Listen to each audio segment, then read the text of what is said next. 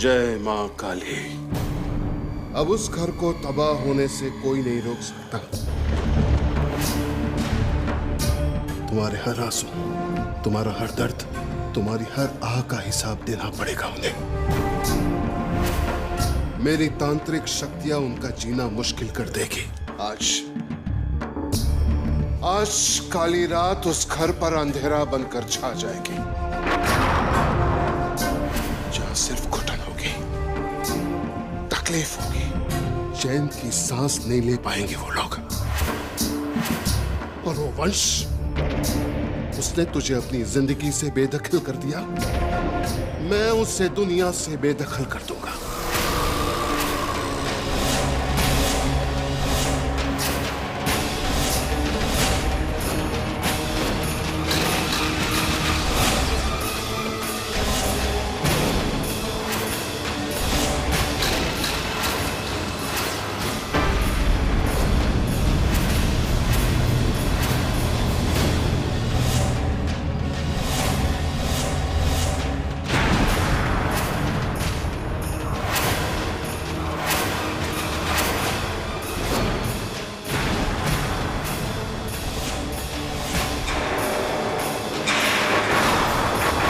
हमारा अनुष्ठान संपन्न हुआ। अब वो मेरी मर्जी के बिना सांस भी नहीं ले पाएगा।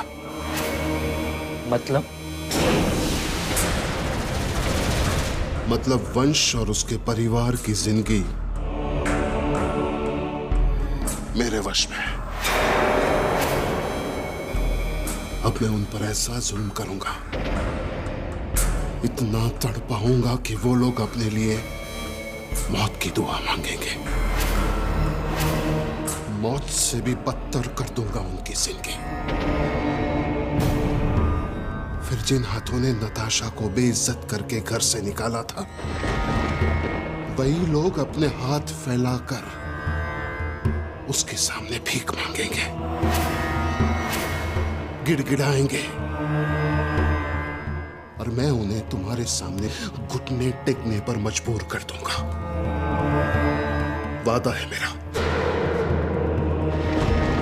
बस आज की रात वंश को चैन की नींद सोने दो, क्योंकि कल से उसकी आंखों की नींद, उसका चैन, उसके सपने, उसका दुख दर्द, यहां तक कि उसकी जिंदगी की डोर हमारे हाथों में होगी। और उसके बाद हम उसे जैसा चाहेंगे वैसा नचाएंगे।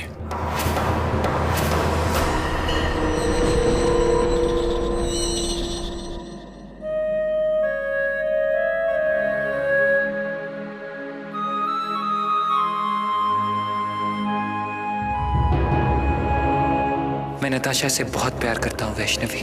सच, मैंने कभी नहीं सोचा था कि मुझे किसी से इतना प्यार हो जाएगा, और वो भी पागलपन की हद तक।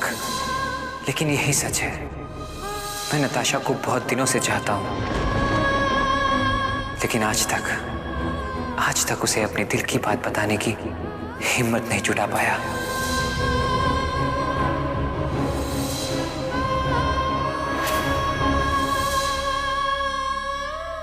वंश, बहुत रात हो गई है, आप सो जाइए। ओके।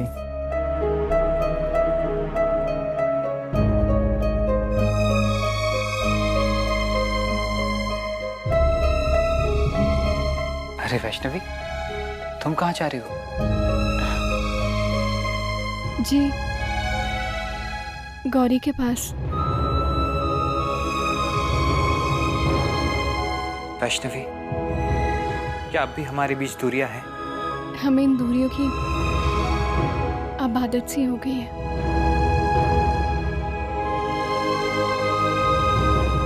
यानी कि तुमने अभी तक मुझे अपना पति नहीं माना?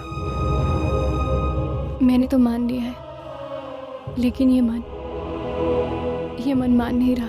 ये मन कह रहा है कि आज मुझे गौरी के पास सोना चाहिए।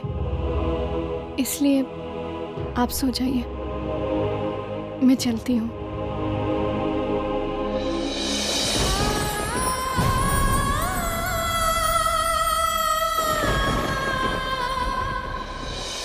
आप लोग अपने आप को बहुत बड़ा खलीफा समझते थे ना। अब रहो एक दूसरे से मुंह फेरे हुए। आज वो लड़की एक बार फिर जीत गई।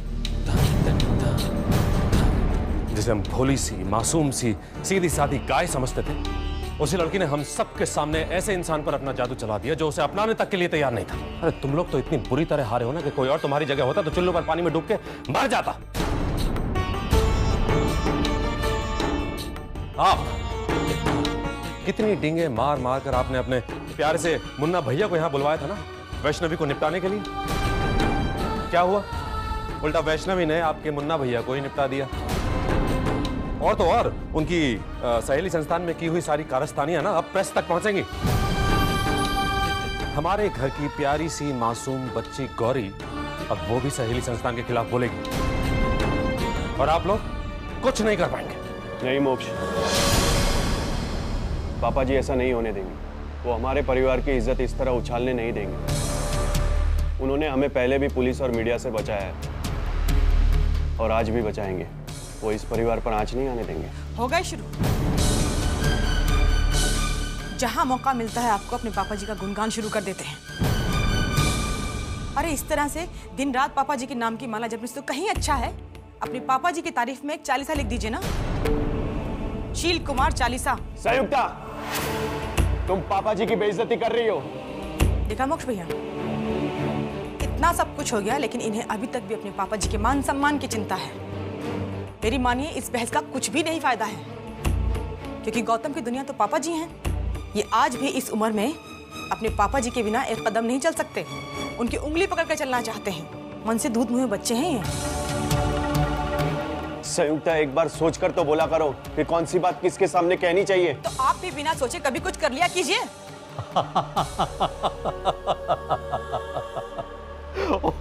इसमें हंसने की कौन सी बात है? ओह क्या है गौतम भैया, मैं ये सोचकर हंस रहा हूं कि जिस वैष्णवी से आप लोग इतनी नफरत करते थे, जिसे अपने घर से बाहर निकालने के लिए, फेंकने के लिए इतने बेताब थे, आज उसी की वजह से आप दोनों एक दूसरे से लड़ रहे हो। वो इस घर से तो नहीं निकल पाई, लेकिन आप दोनों के बीच जरूर आ गई लड़ाई का मुद्दा बनकर। माना कि मुझसे गलतियां हुई है, मैं तुम्हारा कसूरवार हूं, लेकिन अब मैं सब कुछ भुलाकर तुम्हारे पास लौट आया हूं, पूरे विश्वास के साथ, आस्था के साथ। जानती हूँ अंश कि आप मेरे पति हैं और मैं आपकी नीयत पर कोई शक नहीं करती। और आज तक हमारे बीच जो भी कुछ हुआ है, मैंने उसके लिए कभी आपको दोषी नहीं माना।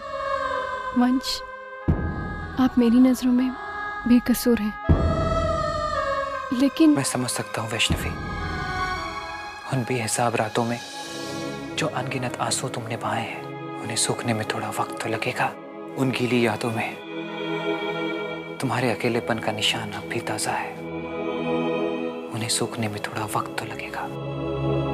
तुम्हारे दिल को जो अभी तक हासिल नहीं था, वो सुकून, वो इत्मीनान, उसे मिलने में थोड़ा वक्त तो लगेगा।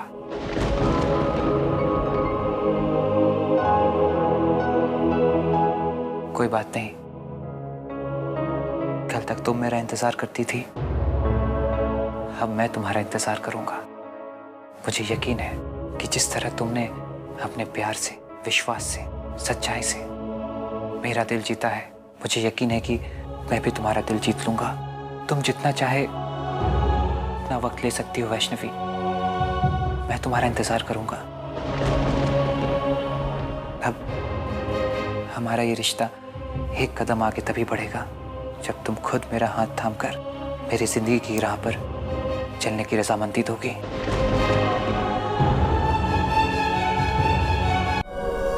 आज एक बार फिर वो लड़की जीत गई, और यही तो वो चाहती है कि हम लोग आपस में लड़ाई करें, मगजमारी करें, माथापच्ची करें, कलेश करें, और वो इस बात का फायदा उठाकर इस घर पर कब्जा कर ले और अपनी मनमानी करे। मुझे तो पूरा यकीन है कि वो अर्पिता के बहाने सहेली संस्थान का केस जरूर खुलवाएगी। वो ये पता लगा कर रहेगी कि अर्पिता कब, कहां और कैसे गायब हुई,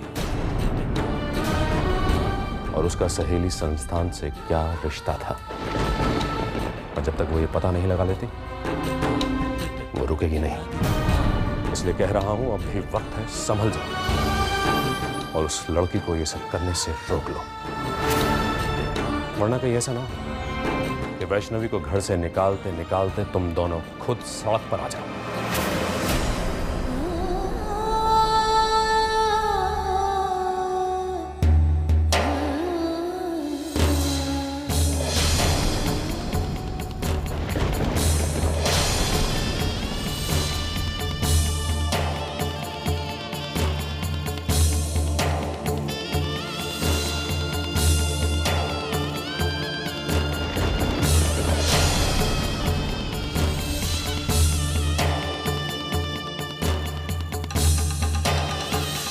कोई नाम, कोई रिश्ता हमारे बीच फासला नहीं पैदा कर सकता वैष्णवी।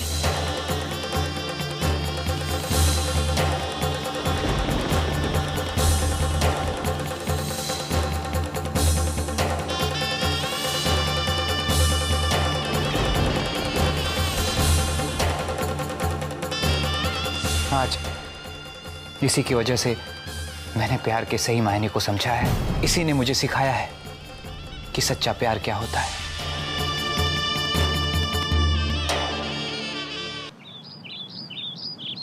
पता नहीं डैड, मुझे ऐसा क्यों लगता है कि कुछ तो है शैली संस्थान में जो हमारे परिवार को नुकसान पहुंचाना चाहता है, और शायद अर्पिता भाभी के मौत का जिम्मेदार भी हो सकता है मेरे बच्चे की तुम्हारा शक बिल्कुल सही हो। देखो मेरे बच्चे, इस देश के अंदर कानूनी एजेंसियां हैं तहकीकात करने के लिए, वो तफ्तीश करें, उसकी तह तक पहुंचें, प्रेस है, पुलिस है, मेरा ख्याल है उन्हें करने देना चाहिए। वैसे तो आप ठीक कह रहे हैं डैड, लेकिन अगर पुलिस इन्वॉल्व होगी तो गौरी को भी इन्वॉल्व करेंगे, और पता नहीं उसकी बातों को कैसे तोड़ मड़ोड़ के वो प्रेस के सामने लाएंगे। तो डैड, इससे अच्छा यही होगा कि हम इस मामले के तह तक पहुंचे। ये हमारा घरेलू मामला भी तो है डैड। क्यों डैड, ठीक कह रहा हूँ मैं? मुझे तो ये भी ठीक लग रहा है मेरे बच्चे। परिवार वालों की खुशियों के लिए माता रानी के आदेश से मैं कुछ भी करने को तैयार हूं। करो तहकीकात, अगर बीच में कोई बाधा आए तो निसंकोच मुझे पुकार लेना, मैं मदद करने के लिए तैयार हूं।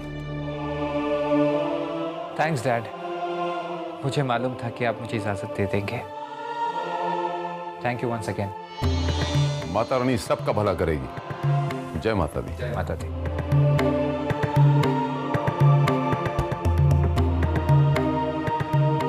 माँ, देख माँ, मैं अच्छी तरह जानता हूं कि शतरंज की बाजी यूं ही खेली जाती है, एक चाल वहां से चली जाती है, एक चाल यहां से चली जाती है। ये जो आपने चाल चली है, मैं अच्छी तरह समझ रहा हूं, आपका ही बेटा हूं। ये जो दाव खेल रहे हो, जो खिलाड़ी हैं, ये मेरे ही स्कूल के छोटे छोटे बच्चे हैं, मैं जानता हूं। चूजे हैं, चूजे। अरे माँ, मेरे लेवल के कुछ खिलाड़ी लड़ाइए मेरे सामने, बाद में नहीं कहना। तेरा ही बेटा हूं, हार नहीं मानूंगा, डर के भागूंगा नहीं, पीछे सर कटा दूंगा, झुकाऊंगा नहीं। आपके सामने नहीं, दुश्मनों के सामने। माँ, एक चाल आप चलिए, एक चाल मैं चलता हूं। हे माँ, तेरी माया, वो कहीं धूप कहीं छाया।